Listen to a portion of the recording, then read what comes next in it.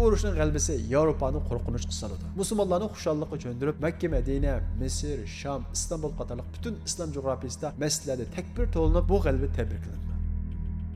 Gollandiya o'zining askarlariga Osmonlilarning askar formasini ko'gizib qo'ydi. Mana bu sababdan Ispaniya Gollandiyaga 30 yil hujum qilmaydi. Ya'ni u yerda Osmonlarning yordamchi qo'shini bor ekan. Buni ko'rgan Shayxul Islom Abu Saud Efendi yig'lab ketdi. Ey Sultan Süleyman, sen o her ishni mendan so'rab, bu fatvolarni elib ketib, Allohning oldida o'zini qutuldirmoqchi bo'lsa, men o'zimni qanday qutuldiraman?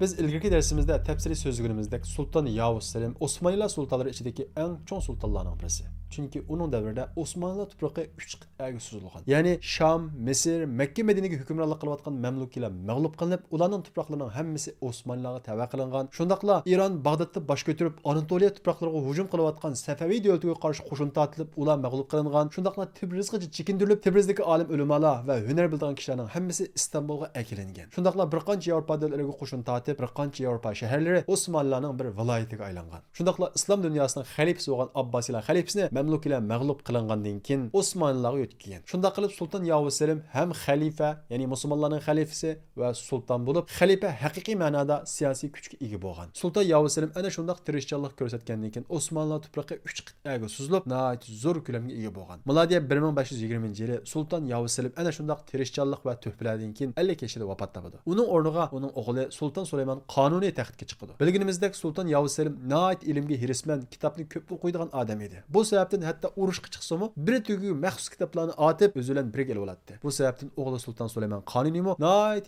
ilm suyar, ma'rifatparvar, shundaqla iste'dod egasi edi. U taxtga chiqqan vaqtda 26 yosh edi. Bu sababdan Dimashqda Jambardi G'azzali inqilob ko'tardi. Misrda Ahmad Pasha inqilob qilib mustaqillik e'lon qildi. Shundaqla Safaviylar davlati qaytadan Anatoliya to'proqlariga hujum qilmoqchi bo'ldi. Shundaqla Yevropa davlatlarimi tartqizib qo'ygan shaharlarni qaytarib oldi. Shundaqla ulpan topshirishga majbur bo'lgan shaharlar ulpan topshirishni rad qildi. Demak Sultan Süleyman qonuniy taxtga chiqqan vaqtda uni mana shundaq tahdidlar, xirislar kutib turgan edi. Bu sababdan Sultan Süleyman qonuniy taxtga chiqqandan keyin milodiya 1521-yili tunji qatim Serbiya podshohligiga hujum qilib, Belgradni, ya'ni Serbiyaning poytaxtini egallaydi. Bu Belgradning tunji bo'lib Osmonlilarga qo'shilishi edi. Undan keyin Avstriyaning muhim shahri bo'lgan Viennaga qo'shin tortdi va u yana muhosira qilib, shunchalik hujum qilgan bo'lsa-mu, u yana egallayolmaydi. Lekin Vengriyaning shu vaqtdagi poytaxti Budapeshtni muhosira qilib, u yana egallab Osmonli tuproqiga qo'shadi. Ya'ni Sultan Süleyman qonuni bu qatimqi Yevropa yurishida o'zining nufuzini qaytadan tiklaydi. Ya'ni dadasidan keyinmi Osmonlilarning kuchi bor ekanligini Yevropaga isbotlaydi. Undan keyin Iron va Bag'dodda, ya'ni hozirgi Iroqda musulmonlarga nihoyat og'ir zulmlarni sog'an, ularning aqidasini o'zgartirishga majbur qilgan. Shundaqla Anatoliya to'proqlaridagi baglarni kuch kiritib, ularga inqilob qilish uchun yordam bergan. Shundaqla Anatoliya to'proqlariga ko'z tikayotgan Safaviy davlatiga u da 3 qatim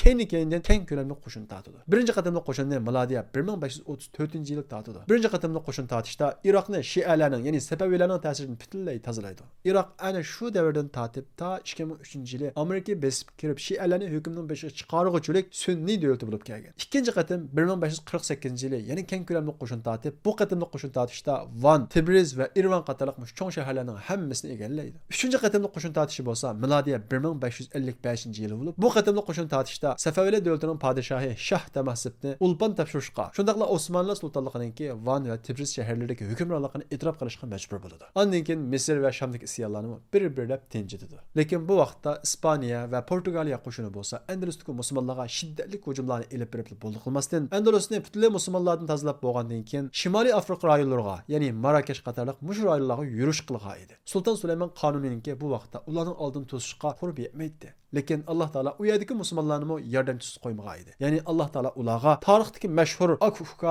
Barbarossalarni avatgan edi. Akufka Barbarossalar kim? Akufka Barbarossalar bo'lsa, Osmonlilarning piyoda qo'shin askari Yaqub og'aninki 5 farzandining ikkisi edi. Yaqub og'a Ispaniyadan qochib kelgan bir musulmon ayoldan to'y qildi. Uningdan Alloh taolo unga 5 farzand berdi. Ispaniyadan, ya'ni Andalusdan qochib kelgan zulmga uchragan bu musulmon ayol ballarga ahli salafning zulmini, musulmonlarning ta'atgan zulmlarini so'zlab, ularda ahli salaf qarshi bir xil jihad ruhi bilan tarbiyalagan edi. Bir qancha yildan keyin bu bolalar cho'ng bo'ladi. Shunday qilib bu 5 farzand ichidan Eruch bilan İlyas o'zi mustaqil holda dengizda ahli salib qo'shiniga qarshilik ko'rsatishga boshlaydi. Shundaqla Eruch bo'lsa askarlikka qatilib ahli salib qarshi bir qancha qatimliq urushga chiqadi. Bir qatimliq urushda Eruch ahli salibga asirga tushib qoladi. Ahli salib uni Yevropaga olib ketish uchun asirlar qatorida kiyimiga salib mangadi. Eruch bu vaqtda qo'lini yeshib kiyimidan dengizga sakraydi va dengiz orqali uzib Italiya sahildagi bir ahli salib kiyimisini bulaydi va kiyimining ichidagi butun ahli saliblarning hammasini o'ldirib tashlab kiyimini olib qochadi. Ahli salib qo'shini uning keyinidan qo'g'laydi. Eruch bir qancha qatimliq tirikish va o'limdan qutulib qolib, oxiri Osmonlar tuproqiga yetib kelib oladi. Osmonlarning valisi, ya'ni ilgirki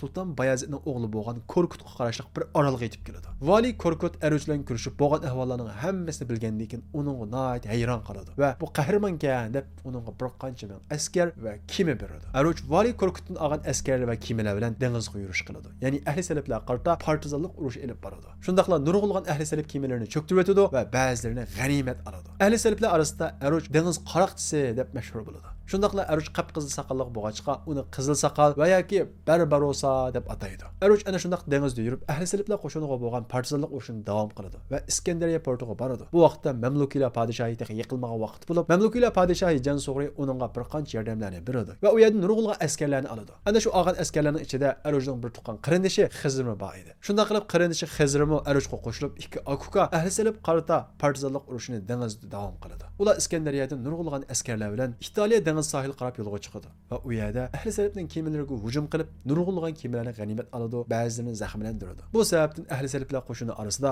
Akuku Barbarossa degan bu ism bir qabohatlik, qo'rqinchli bir ismga aylandi. Eruch ahli salib qarta ilib borgan bu partizanlik urushlarda bir qo'lidan ayriladi, lekin asla to'xtamaydi, davom qiladi. Eruch qo'shini bilan Aljeriyaga qaytib, Banun qal'asidagi 20 ming kishilik ahli salib qo'shiniga uzluksiz zambirak etib hujum qiladi va Marokashning eng muhim shahri bo'lgan Talimasanni butunlay ozod qiladi. Buning bilan Akuku Barbarossaning nomi butun O'rta dengizda mashhur bo'ladi. Shundaqla shu vaqtdagi eng cho'ng kuchlarning birisiga aylandi. Lekin bu vaqtda Eruch o'zini Osmonli sultonligiga sodiq, men shu yerga qarayman deb sadoqatini bildirib, Osmonli sultonidan o'zining bir valisi deb bilishni talab qiladi. Osmonli sultoni uning talabini qabul qilib, uni Osmonlining valisi deb e'tirof qiladi va uningga ba'zi yordamlarni avatadi. Shundaqla ularga Dengiz shahzodasi degan nomni beradi. Lekin Ispaniya qo'shini Talmisan shahrini qaytarish uchun keng ko'lamli qo'shin tortadi va ularga ya shaharni tashlab chiqib ketisizlar, ya keng ko'lamli qo'shin tortib hammalarni o'ldirib o'tamiz deb tahdid soladi. Ularning soni nihoyat ko'p edi.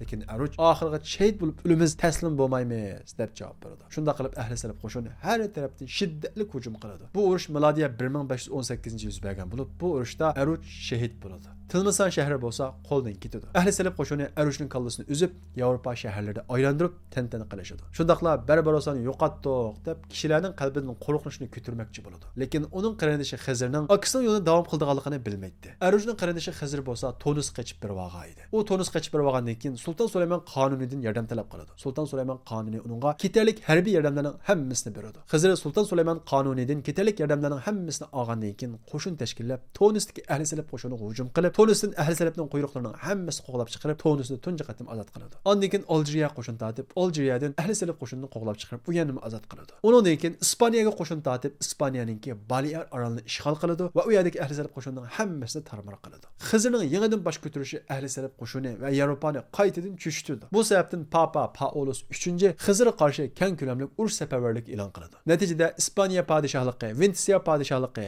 Genoya podshohligi, Papa davlatining harbiy kemalari, muqaddas Yohannaning kemalari qatorliq mana shunday birlashma qo'shin Xizrga qarshi tayyor bo'ldi. Bu qo'shinda 600 kema va 60 ming askar bor edi. Xizrning qo'shini bo'lsa 120 kema va 20 ming odam edi. Bu ikki qo'shin milodiya 1538-yili 20 sentabr kuni Boroza degan joyda uchrashdi. Bu tarixdagi O'rta asrdagi eng cho'ng dengiz urushi hisoblandi. Ahli saliblar son va boshqa kuch jihatda yuqori edi. Lekin shundaqdimi Xizr, ya'ni Xayruddin Barbarossa boshlig'idagi bu qo'shin ularning ustidan g'alaba qiladi. Ahli salibning afsonaviy qahramoni Andrea Doria bo'lsa bu urushda mag'lub bo'lib qochdi. Bu urushning g'alabasi Yevropani qo'rqinchga soladi. Musulmonlarni xushallikqa cho'ndirib, Makka, Madina, Misr, Sham, İstanbul qatorliq butun islom jo'grafiyasida masjidlarda takbir to'linib bu g'alaba tabriklandi. Shundaqla bu urushda g'alaba qilgandan keyin Osmoniylar tarixidagi eng kuchli dengiz flotiga ega bo'ladi. Bu sababdan Angliya, Fransiya, Germaniya, Daniya qatorliq butun Yevropadagi paraxodlarning hammasi O'rta dengizni o'tmoqchi bo'lsa, Osmonlar xalifasiga boj to'lab, ondan keyin shunlarning ruxsat bilan harakat qiladigan, ruxsat bilan o'tadigan holatga keladi. Ya'ni Osmoniylar bu davrda O'rta dengizning hukmroniga aylandi. Xayruddin Barbarossa O'tir dengizining hukmroniga aylangandan keyin Andalusda zulmga uchragan musulmonlarni qutqizish uchun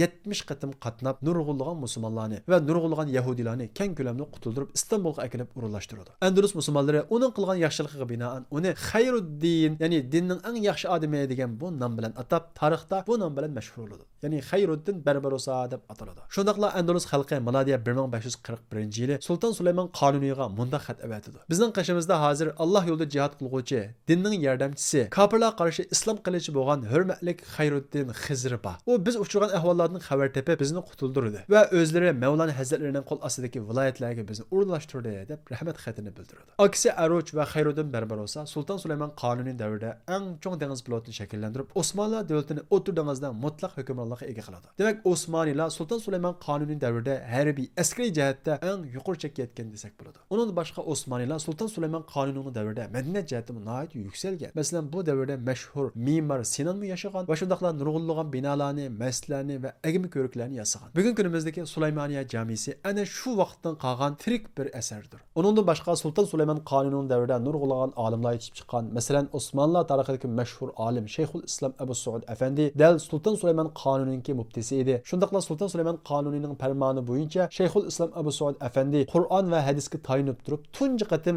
moddaga bo'lingan islom qonunini tuzib chiqqan. Sulton Sulaymon qonuni bu qonunni cho'ng kichik, mansabdor va puxro ayirmasdan adolatli ijro qilganligi sababli qonuniy degan bu laqam mush sababdan berilgan. Sulton Sulaymon qonuni 46 yil ichida 13 qatim cho'ng o'zi bevosita jangga kirgan bo'lib, 300 dan ortiq qil'alarni ozod qilgan. Shundaqla uning davrida, ya'ni milodiy 1546-yili Qatar, Umman, Ahsa qatorliq ana shu Xalij rayonlari, ya'ni Arab orolidagi davlatlarning ko'pinchisi Osmoniylarga tava qilingan. Bu sababdan Sulton Sulaymon qonunining davri zamin jihatda eng cho'ngaygan, shundaqla eng adolat bilan hukm qilingan bir davr hisoblandi. Shundaqla siyosiy jihatda dunyodagi eng cho'ng kuchga aylangan. Masalan, Gollandiya ispanlarning hujumiga uchragan vaqtda Sulton Sulaymon qonunidan yordam so'ragan. Sulton Sulaymon qonuni ularga "Men sizlarga askar avatmasam bo'ladi, askarlarimning kiyimini avatay. Sizlar askarlaringlarga mening askarlarimning kiyimini ko'gizib qo'ysanglar, uni ko'rgan ispanlar sizlarga hujum qilmaydi" deydi. Darvaqa necha ming askarning kiyimini ularga beradi. Natijada Gollandiya o'zining askarlariga Osmoniylarning askar formasini ko'gizib qo'ydi. Mana bu sababdan Ispaniya Gollandiyaga 30 yil hujum qilmaydi. Ya'ni u yerda Osmoniylarning yordamchi qo'shini bor ekan.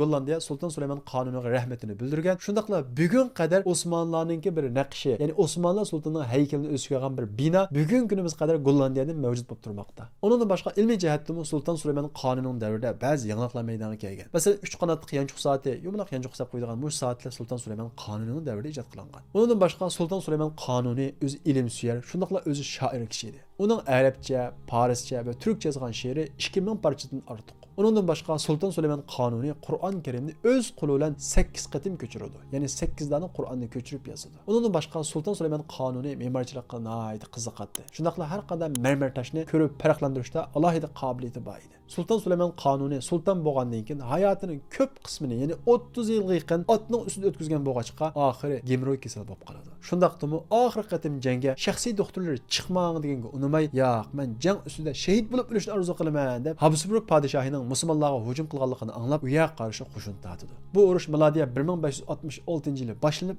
6 oy davomlashdi. 20 ming Osmoniylar askari shahid bo'ldi. Natijada bo'lsa, bu urushda Sulton Sulaymon qonuni g'alaba qiladi. Urushda g'alaba bo'lgandan keyin Sulton Sulaymon qonuni o'zining chedrisida vafot topadi. Vazir Suudli Sulton Sulaymon qonunining vafot topganligini maxfiy tutadi, toki Shahzoda Selim kelguchilik hech kimga demaydi. Shahzoda Selim kelgandan keyin Sulton Sulaymon qonunining vafot bo'lganligini oshkorlab, jasadini Istanbulga olib keladi. Sulton Sulaymon qonunining vafoti butun musulmonlarga nihoyat qayg'u olib keladi. Lekin Yevropa xalqi bo'lsa tantanaga uchmadi. Yevropa xalqi Osmoniylar sultonlaridan 3 kishining o'limi uchun bayram qilgan. Bu 3 kishining birisi bo'lsa Sulton Sulaymon qonuni edi. Yana birisi bo'lsa biz ilgari soatlik darsimizda so'zlagan Sulton 1-Bayazid edi. Chunki Sulton 1-Bayazid tunji qatim Istanbulni fath qilish uchun muhosiraga olgan. Uchinchisi bo'lsa Muhammad Fatih. Sulton Sulaymon qonuni vafot topgan vaqtda Yevropa cherkovlarida qo'ng'iroq chilinib tantana qilindi. Vazirlar Sulton Sulaymon qonunini dafn qilishni ilgari uning vasiyatini o'qiydi. Vasiyatida men bilan birga Paloniyadagi sanduqni birga dafn qilinglar deb yozgan edi. Vazirlar agar sanduq ichida oltin kumush bo'lib qolsa, bu ziyon, bu isrof bo'ladi. Shuning uchun sanduqni ochib boqaylik. Agar ichida oltin kumush bo'lmay qolib qolsa, yepib birga dafn qilaylik degan qarorni olib sanduqni ochadi. qarg'udek bo'lsa, bu sandiqda Sultan Süleyman Qanuni qandaq ish qilmoqchi bo'lsa, Shayxul Islom Abu Saud afandidan so'rgan fatvo xatlari yozilgan edi. Buni ko'rgan Shayxul Islom Abu Saud afandi yig'lab ketdi. Ey Sultan Süleyman, sen o her ishni mendan so'rab, bu fatvolarni elib ketib, Allohning oldida o'zini qutuldirmoqchi bo'lsa, men o'zimni qanday qutuldiraman degancha yig'lab eqib ketdi. Sultan Süleyman Qanunining bir ayoli bo'lsa, Hürrem Sultan tegi Yahudi ayol edi. Ya'ni Qrimdagi tatar musulmonlar Ruslarga qarshi elib bo'lgan urushlarda ana shu Ruslar orasidan bu Yahudi ayolni asirga olgan. Keyin bu asirga olgan ayolni xalifa Sultan Süleyman Qanuniga hadiya qilib avatgan. Sultan Süleyman Qanuni bu ayolni ozod qilib, uni xutullikqa olgan. Hürrem Sultan xalifa Sultan Süleyman Qanuniga nayt yaxshi chaq bo'lib, uningga nurg'ulg'an ziyonlarni sağgan. Masalan, Andalusni qutuldirib kelgan Donmi Yahudilarni musulmonlar bilan barobar bir huquqqa ega qilish uchun nurg'ulg'an tirikchilikni ko'rsatgan va musulmonlar mahallasiga urunlashtirish uchun Sultan Süleyman Qanuni oxiri qoyil qilgan. Shundaqla o'zining bolasini taxt varis qilish uchun, o'zining bolasi Salimni taxt varis qilish uchun, yana bir ayoldan bo'lgan Mustafa uchun nayt rezil bir suiqasdni planlagan. Bu sababdan Hürrem Sultanning bolasi Salim Sultan Süleyman Qanunininki taxt varisi bo'lgan. Mana bu sababdan Osmanlılar tunji qatim chekinish bosqichiga qadam qo'ygan. Hürrem Sultan o'zining bolasini taxt varisi uchun qanday suiqasdlarni o'ynadi? Sultan Süleyman Qanunidan keyin bu Yahudi ayoldan bo'lgan bolasi Salimning davrida Osmanlılarning ahvoli qanday bo'ladi? Bu haqda kitoblarni biz kelasi darsimizda tafsiliy so'zlashamiz. Izlar bisib üzülmedi bu karvan, Toğulmakta hem zekabi hem arslan. Izlar bisip üzülmedi bu karvan, Toğulmakta hem zekabi hem arslan.